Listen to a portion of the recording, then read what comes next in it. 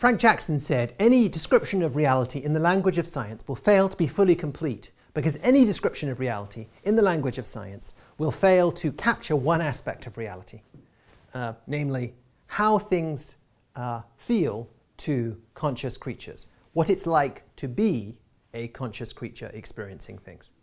And he suggested a bunch of arguments that would persuade us, that would bring us round to his way of thinking.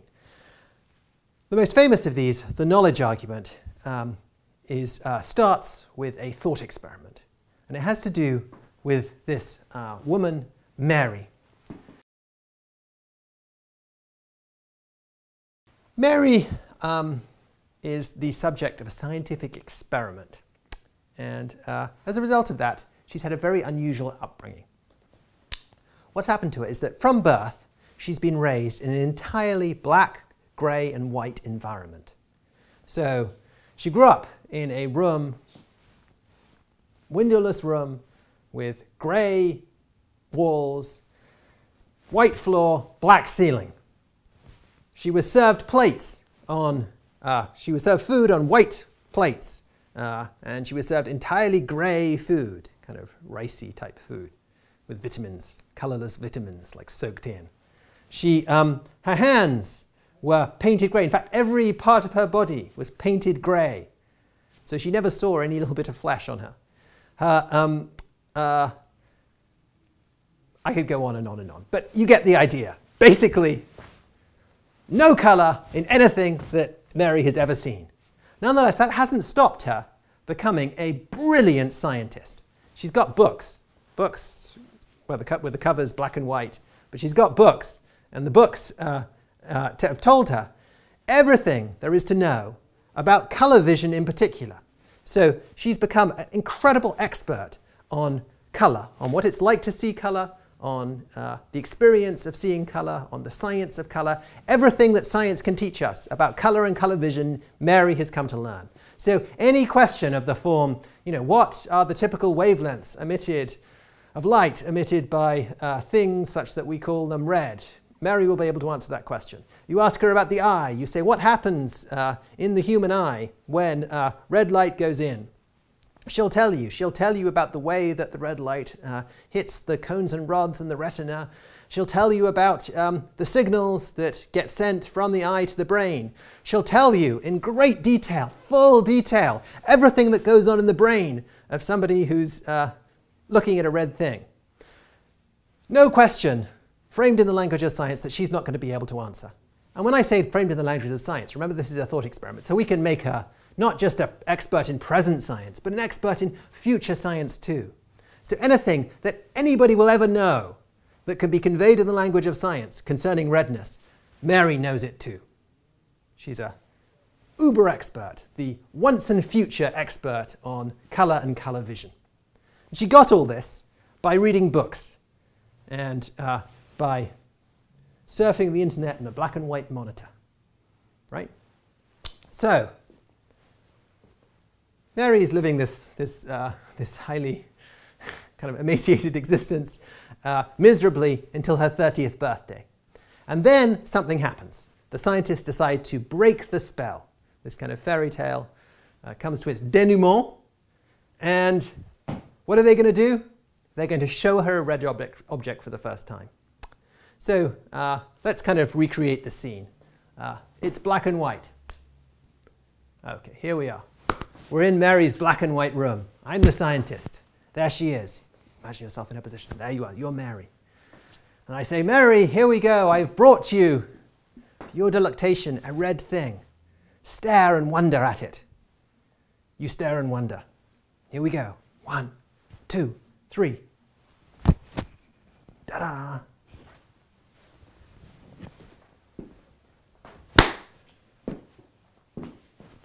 You're Mary.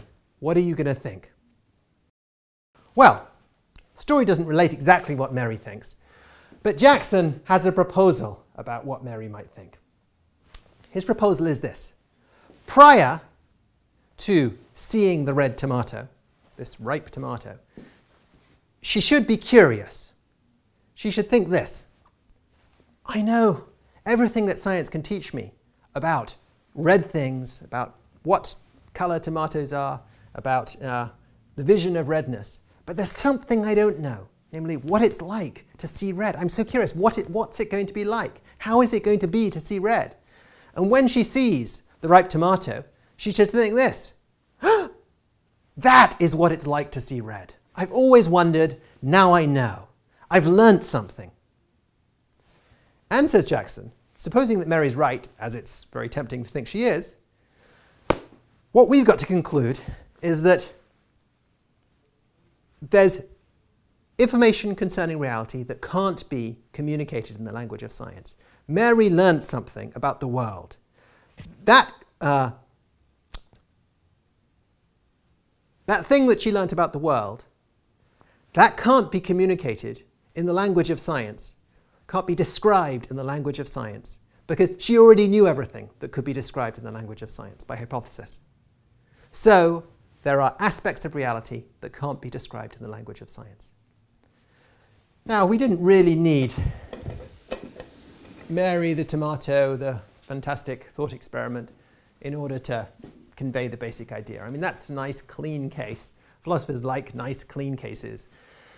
But slightly messier cases illustrate Jackson's point just as well. So maybe you don't know what it's like to drink coffee.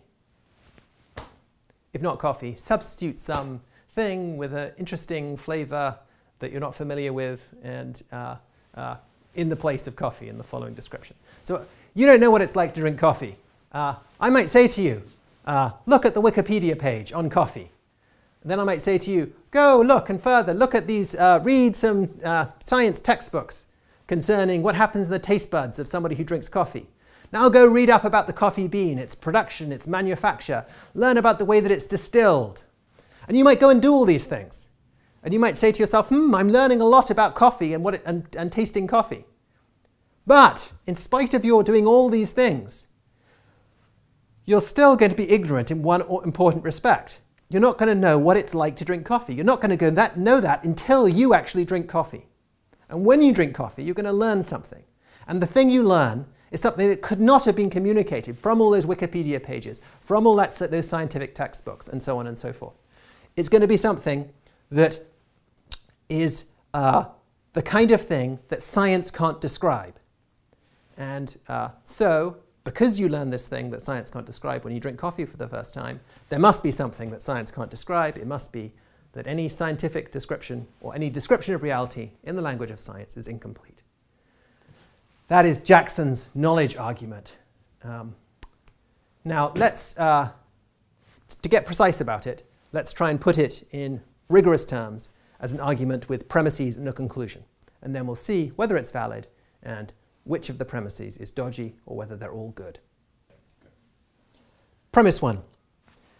Prior to seeing the ripe tomato, Mary knows all features of colour experience that can be described in the language of the natural sciences. Premise 2.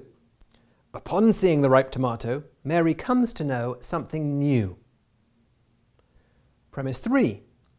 What she comes to know is that a particular colour experience, namely that of a normally constituted person seeing a ripe tomato, has a certain feature, namely that this is what it's like to have the experience.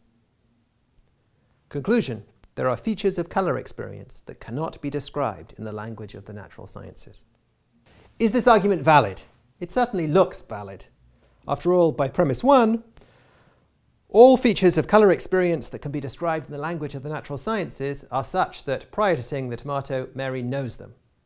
By premises 2 and 3, there is some feature of colour experience such that prior to seeing the ripe tomato, Mary doesn't know it, so it must be that there's some feature of colour experience that doesn't fall into the first category, that's not describable in the language of the natural sciences. And that's just the conclusion of the argument. So the premises guarantee the conclusion. It's impossible that the premises be true and the conclusion false. So what's going to have to go on here is we're going to have to see whether or not the argument is sound, whether or not the premises are true. So premise 1 looks pretty good. I mean, we stipulated it was part of the story that Mary knows everything that can be communicated in the language of the natural sciences, including future sciences. So given that's just stipulated to be part of the story, we can't really argue with premise 1. Premise 2, on the other hand, maybe we can argue with that. Jackson said, oh, Mary's going to say, wow, I've learned something upon seeing this tomato. Maybe she wouldn't say that. If she really did know everything that was, could be communicated, that could be conveyed to her using the language of the natural sciences, maybe she would see the tomato and said, yes, of course, that's a tomato. I knew it looked like that. Of course it would look like that. Red things look like that. One might think that. It partly depends on how powerful we think the language of science in the future will be. But the thought remains rather implausible when you think that the language of science is language that can come across on a black and white TV monitor. It's something you can read. You can read a black and white text and be fully exposed to the language of science. And it just seems implausible to think that there's anything that could be written in black and white text that you could show somebody who's only ever seen black and white things, such that their reading it and understanding it would relieve them from surprise when they were first confronted with a tomato. It seems like whatever black and white text you show Mary, no matter how well she understands it, she's still going to be surprised upon seeing that tomato and still going to think, wow, I've learned something. So there's a lot of sort of prima facie plausibility to premise 2. Premise 3 is where a lot of the action is. It says something, it says not just that she's learnt something, it says something about what she's learnt. She's learnt that colour experiences have a particular feature. And it was a feature that she didn't know that they had before.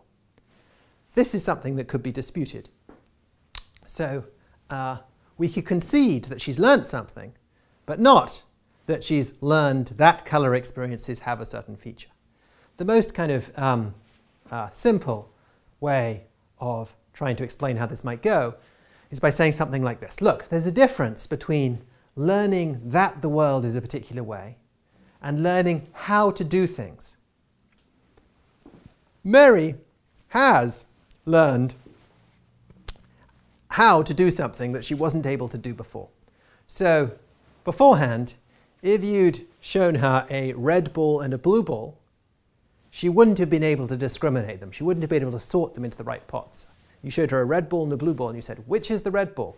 Put the red ball in the red pot. Well, pot with a red marked in black type.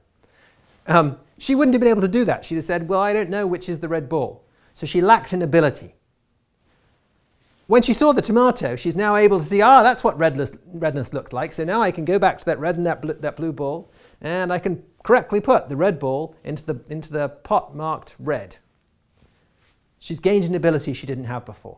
So yes, she has learned something. She's learned how to do something. It's rather like learning how to ride a bicycle, or learning how to swim backstroke. You've learned how to do something you didn't know how to do before. But that isn't learning that the world has a certain feature. Learning how to ride a bicycle isn't learning that the world has certain features that you didn't think it had before. No, it's just about gaining an ability to do something. So, if that's correct, then premise 3 is wrong, and the argument doesn't go through. Now, there's different ways of responding to this. The first kind of way of responding to this worry is just, look, it's certainly true that Mary has gained an ability. There's no doubt. Beforehand, she couldn't sort the balls into the correct pots. Now she can correctly sort the red ball into the red pot and the blue ball into the blue pot. So yes, she has learnt how to do something. But surely, she's also learnt something more. That's not just how she's going to think about it. When she looks at that red tomato for the first time, she's not just going to think, now I can correctly sort red and blue balls. She's not going to think, now I've gained a new skill.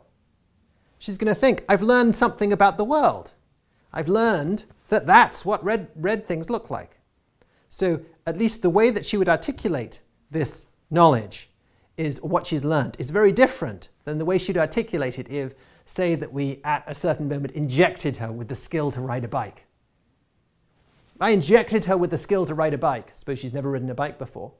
She might say, oh, now I know bike riding, in the way that, say, if you've seen the movie The Matrix, Keanu Reeves is injected with the skill to perform kung fu, and he says, now I know kung fu. But that doesn't involve knowing that thing's a certain way. And Mary certainly, it seems to her, that she comes to know that things are a certain way, that is what red things look like.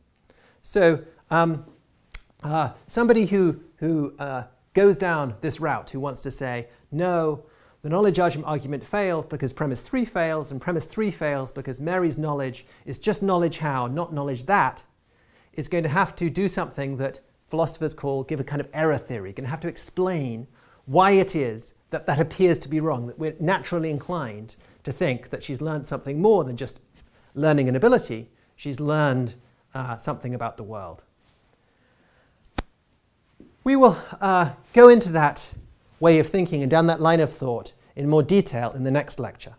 But there's a way of bypassing it, and that's by appealing to a different kind of argument, Jackson's second argument, which is not original to him, to the conclusion that there's aspects of reality that can't be described in the language of science. And this argument will be called the modal argument.